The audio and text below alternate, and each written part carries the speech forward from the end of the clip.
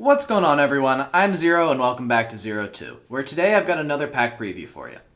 Today we'll be looking into Konami's newest deck builder pack, Crossover Breakers. This set introduces 3 new archetypes to the TCG and is expected to have a large impact on the overall structure of the current metagame, so it's important to be aware of and prepared for these upcoming strategies. Jumping straight into it, the first deck and the one that people expect to be a potential Tier 0 threat is Ryzeal. This is an archetype of level 4 and rank 4 Xyz that are designed to spam the field and then control the board with quick effect destruction. There are 5 main deck Ryzeals, 4 of which will likely see play, so we'll take a look at each of them real quick. Each of them has a summoning condition that allows you to special summon them from hand, but it locks you into rank and level 4 monsters, and all of them additionally have an on-field effect that can help you search or extend. EXT Ryzeal is a level 4 light pyro that can send an Xyz monster from the extra deck to grave for its summon, and then on summon gets to search for a fire thunder monster. Ice Ryzeal is also a level 4 light pyro that can summon itself by sending a card from your hand or field to the grave, or if instead it's normal summoned, it can special summon one Ryzeal from your deck except itself. Node Ryzeal is a level 4 Fire Thunder that can special summon itself for free if you have an Xyz on field or grave, and then as an ignition effect can discard a card to revive a Ryzeal from the grave. The last card that we'll talk about, but certainly not the least, is Sword Ryzeal, who can special summon himself for free if you control a Ryzeal on field or in grave, and then on summon gets to search for a light pyro. All of these main deck monsters give you some insane consistency and advantage as they can all search and combo into one another. The 2 spells that they tend to run are their field spell Ryzeal Cross and their quick play Ryzeal Plugin. Cross has 3 relevant effects. The first is a restriction that locks you out of Xyz summoning monsters who have the same name as cards you already control, meaning no duplicates are typically found on their end board. The second is you can put back 2 Ryzeal cards from the graveyard onto the bottom of the deck to draw 1 card, giving you in-engine recursion as well. And the third and most important effect, arguably, is that once per turn when an opponent's monster effect is resolving, you can detach a material from a Ryzeal Xyz to negate that effect. Notice that I said when it's resolving, meaning that the effect does not need to activate and thus can be extremely difficult for an opponent to interact with. They'll need to remove the field spell preemptively rather than trying to respond to it, since you can't activate anything in response mid-chain, meaning that most forms of interaction just don't work quite right. Their quick play is a bit more tame but still very strong. It can revive an Xyz or Ryzeal that is in grave or banished, and then you can also attach a Ryzeal to one of your Xyz from deck if you have one. Simple, but very powerful recursion. At this point you might be wondering, how did they access these powerful spells and traps? Well, now's a good time to talk about their 2 Xyz monsters, Duo Drive and Detonator. Duo Drive is their main combo enabler, who requires 2 plus level 4 monsters, and on summon gets to attach an additional Ryzeal monster from grave as material.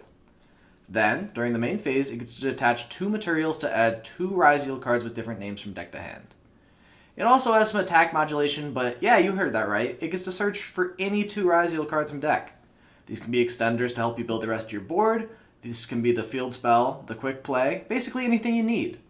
A super powerful consistency piece in the extra deck makes Ryzeal very easy to get off to the races. And the crazy part is that's arguably not even their best Xyz monster. Detonator is their end board boss. Similar to Duo Drive, requires 2 plus level 4 monsters, and also gets to attach a monster from grave as material on summon. Its second effect is to be able to detach a material to protect a rank 4 Xyz monster from being destroyed by battle or card effects. But it's its last effect that's most impressive. It's a non-once per turn when your opponent activates an effect to quick effect attach a material, target a card on the field, destroy it. This means that this card alone typically represents 3 to 4 pops, and likely also functions as negation thanks to the field spell. It's absolutely nuts. And that's really it. Those are all the cards you need to play Ryzeal, which leads into its next biggest strength, space for non-engine. Ryzeal can run the kitchen sink of hand traps, board breakers, whatever the format requires, making it extremely versatile. It's all of the above combined with 2, 3, 4 hand traps that makes this deck a likely meta contender. Moving on, Maliss is the next deck we're going to be highlighting since it too has a significant impact on the OCG metagame and is expected to be a mid to high tier contender here in the TCG as well.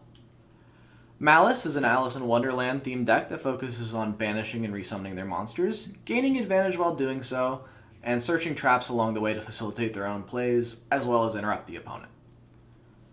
Their three main deck monsters, Maliss P. White Rabbit, Dormouse, and Chessy Cat, all share some things in common. For starters, they're all level 3 Dark Cybers monsters, and they all share an effect where if they are banished, you can pay 300 life points to special summon them, but using that effect locks you into Link monsters.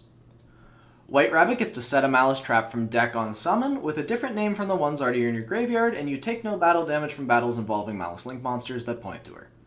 Dormouse can banish a Maliss from deck for effect to increase Maliss monsters' attack by 600 for the turn, and Maliss Link monsters that point to her can't be destroyed by card effects. And finally, Chessy Cat can banish a Maliss from your hand to draw 2, and any monster destroyed by battle with a Maliss Link pointing to Chessy Cat gets banished. Next are the trap cards. There are 3, and typical decks play one of each, so we'll take a look at them all here. They are Maliss C GWC 06, MTP 07, and TB11. I'll refer to them by their numbers from here on out for simplicity, but they do all share an effect that states that they can be activated the turn they are set by banishing a face-up Maliss monster. 06 allows you to revive a Maliss from grave or banishment, and you gain life point equal to its attack if you control a Maliss Link. 07 adds a Maliss monster from deck to hand, and if you control a Link, can banish a card on the field.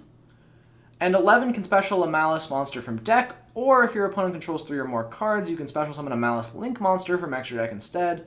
However, regardless, that monster cannot attack nor activate its effects for the rest of this turn. These traps in tandem provide some powerful and flexible options for Maliss players to utilize into a multitude of different matchups, but it's their field spell that holds the deck together. On activation, Maliss in Underground gets to banish a Maliss card from hand, deck, or graveyard, which can get your engine off to the races. It additionally boosts your Maliss Link monsters by 3,000 when you have 3 or more of their traps with different names banished. And finally, it makes it so that your opponent can only target your Maliss Link monsters for attacks if you control one.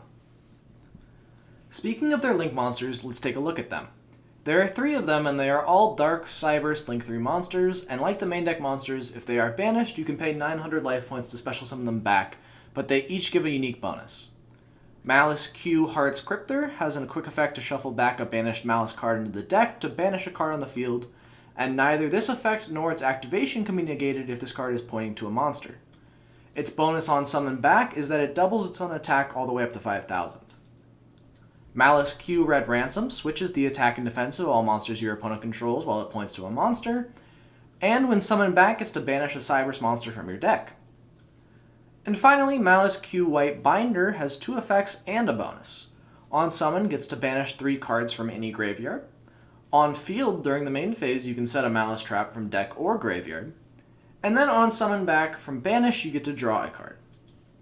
All of the Maliss cards synergize extremely well with one another and are an extremely competent banish control strategy with a relatively straightforward OTK line as well. As such, it also gets the benefit of being able to play main deck Dimensional Shifter and other graveyard hate tools in order to combat the meta, making it deceptively powerful. The last archetype, and the one that people don't expect to be all that great, is Ryu-Ge. As such, we'll only give Ryu-Ge a light overview, and if you'd like for me to make a more in-depth video on the strategy, please let me know down in the comments below. This is an archetype reminiscent of Weather Painter in that it revolves around continuous spells that give their monsters various bonus effects. Unlike Weather Painter, these effects are some pretty powerful floodgates that are also highly searchable by the monsters who they represent. Their 3 main deck monsters, Genro, Kairo, and Kyoro, all can search their respective realm continuous spells by banishing, discarding, and shuffling themselves back respectively. They all have an effect to summon themselves based on a specific condition, and finally get an effect by placing their respective realm from the field back into the deck. The realms are Ryu-Ge Realm Wormwinds, Sea Spires, and Dino Domains, and they give quick effects and protections to your Ryu-Ge monsters separate from the monster effects themselves. They also have a Pendulum Ritual Boss monster and a field spell starter which can get their combos off to the races alongside some other support spells and traps. But the deck strongly relies on its field spell to get a board started, and thus if interrupted, this deck tends to do little to nothing, which is why people don't expect much from it. Last but not least in the set are the reprints of older cards that mesh well with these strategies, and I'll quickly point out some highlights. I will preface this by saying that I'm very disappointed with the quality of the reprints in this set. There are some staple-ish cards, but none of which were particularly pricey, and I think they missed out on some key synergistic cards that deserved a reprint spot. The notable reprints include Allure of Darkness, Dimensional Fissure, and Signet Backdoor, all of which might see some play in Maliss. They also printed some generic Xyz and Links, but none of which will likely see much play in their respective decks, and were already pennies anyways, so it kind of feels irrelevant. Hopefully in future deck build sets, this section of the video will be a bit longer with more positives, but that's really all I have to talk about in terms of reprints. And that's all I have to say about Crossover Breakers. Hopefully now you have a better understanding of what this set had to offer, and what you can expect coming up at your locals, regionals, and various other tournaments. If you enjoy this type of content and want to see more, go ahead and drop a like on the video, and subscribe to the channel as I make regular Yu-Gi-Oh! Content of various different kinds. If you have ideas for future videos or ways I can improve, go ahead and leave a comment down below. I love checking out every comment and can't wait to see what you have to share. But without further ado, thanks so much for watching, and I'll see you in the next one. Bye!